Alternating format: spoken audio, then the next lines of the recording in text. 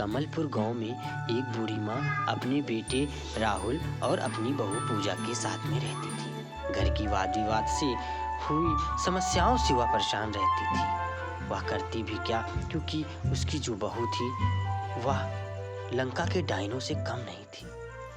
बहू, सुनिए जी, तुम्हारी माँ है ना, फालतू भी बात करती रहती है और मुझे ये सब पसंद नहीं है। मेरा हार तो बेच डाला और लेने को तैयार नहीं है। हार बेच के खेत ले लिया, क्या मैं खेत पहनूं गले में? हाँ, मुझे मेरा हार चाहिए बस। वह यह सब उलूल जुलूल की बातें अपने पति को समझा रही होती है। वहीं बाहर उसकी बूढ़ी माँ खड़ी होकर यह सारी बातें सुन रही होती है। वह रोज उनकी यही बातें सुनकर अफसोस करती है। वही बैठती है और रोती है। इसके सिवा वह कर ही क्या सकती है? क्या करूं मैं, कहाँ से लाऊं हार? मैंने तो अपने बच्चे के लिए खेत खरीदा ताकि वो खेत बो सके, अपना गुजारा कर सके। क्या मैंने गलत किया? वह यह सब कहकर अफसोस करती है। उसकी यह बातें सामने से गुजर रही एक जादुई चिड़िया सुनती है और वह उसके पास आती है। उसके पास आकर वह जादुई चिड़िया कहती है, ये माँ जी क्यों रो रही है? अम्मा जी, अम्मा जी आप क्यों रो रही हो? अम्मा जी, अम्मा जी कुछ बोलो ना। और फिर बूढ़ी अम्मा बोलती है, चिड़िया रानी, मैं बहुत परेशान हूँ। मेरे घर के हालात ठीक नहीं है। बहू बहुत सताती है। मैं कहाँ से उसको सोने का हार लाके दूँ?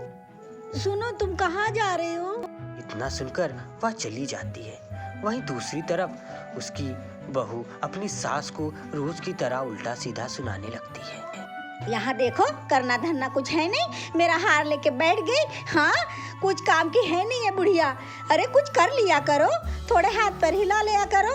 हाँ, खाती हो बस और चार बातें सुनाती हो, और किसी काम की हो तुम? वह यह सब उसे सुनाती है। वह बेचारी करे भी तो करे क्या, उसकी उम्र जो हो चली है।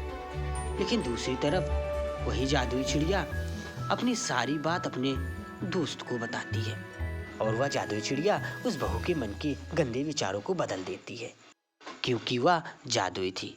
वहीं दूसरी तरफ उसकी बहू कि उसे क्या हुआ कि वह दौड़ते दौड़ते अपने पति के पास जाती है और कहती है, सुनिए जी, अम्मा कहाँ गई?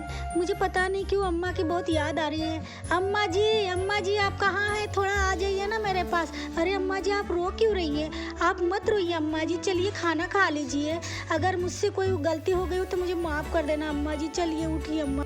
वह यह सब समझ नहीं पाती है कि उसकी बहू को हुआ क्या, वह ऐसा व्यवहार क्यों कर रही है, जबकि यह सब उस जादुई चिड़िया ने किया था। अम्मा भी खुश हो जाती है और कहती है, कोई बात नहीं बेटा। हाँ, तुम तो मेरी बेटी जैसी हो। तुमसे जो भी गलती हुई उसको मैंने माफ़ किया। कोई नहीं बेटा, हम लोग मिलजुल के रहेंगे। इतना कहकर वह अपने बहू को सांत्वना देती है और फिर सब खुशी खुशी रहने लगते हैं और जादुई चिड़िया इनका परिवार फिर से हरा भरा कर देती है। यह जादुई चिड़िया कौन थी, कहाँ से आई थी, यह कुछ पता नहीं था, पर जो भी थी इसने अपना काम किया और परिवार को एक किया।